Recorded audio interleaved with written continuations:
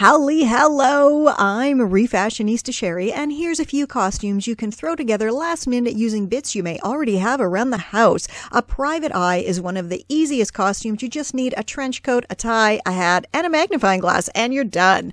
Or if you've got a pair of sneakers, plus a blue skirt and a blue shirt, I mean, Kamatina is right there. And if you want to know how to make your lovely yarn wig, pop on over to my blog and channel. If you have brown and orange and a microphone, you can be pumpkin spice and sing your way through your trick-or-treating.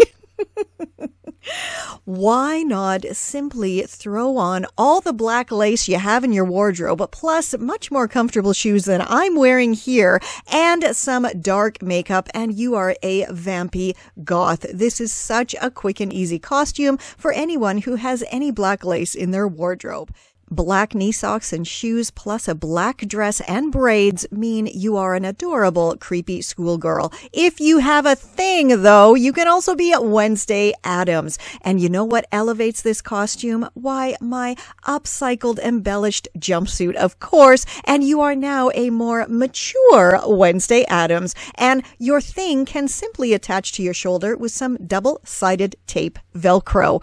Here is one of my absolute fave costumes. It is simply an adorable ragdoll, and all the makeup used is just makeup I already have in my collection. And again, there's that yarn wig. These are so easy to make. Swirl some orange-toned eyeshadow around your eyes and then add a cat eye, nose, and mouth. Then grab a darker shade of eyeshadow and simply dot it around your face. Once that's done, give each of your dots a bracket on either side and throw on every single piece of a leopard print that you own, and you are an absolutely stunning leopard. This costume is too easy to do, and it's absolutely adorable. Plus, it's perfect if it's chilly outside as well.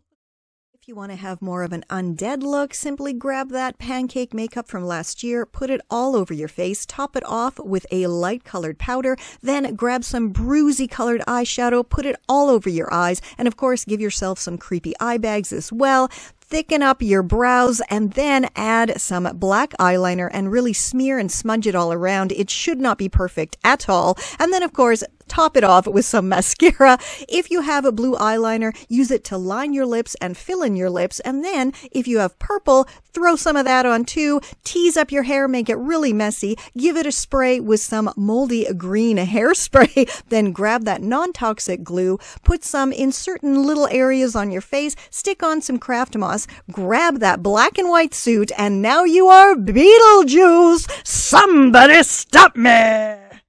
If you want to go a little bit more gory, then grab some tissue and some non-toxic white glue, mix it all up until it makes kind of a pasty mess, then break off little pieces and arrange them on whichever body part you want to create your wounds and scars, and smooth down all the edges. Once it's pretty much dry, coat it with foundation. It should kind of match your skin, but it's not so important. Then grab that eyeshadow that is in bruisey colors, dot it all over to create your wound. But we're not done yet. We, of course, need to bloody it up. And this is simply some corn syrup and red food coloring. And we just put it all around our wounds and scars here to create kind of a gory, disgusting mess. And as I said, you can put this anywhere on your body and it easily washes off as well.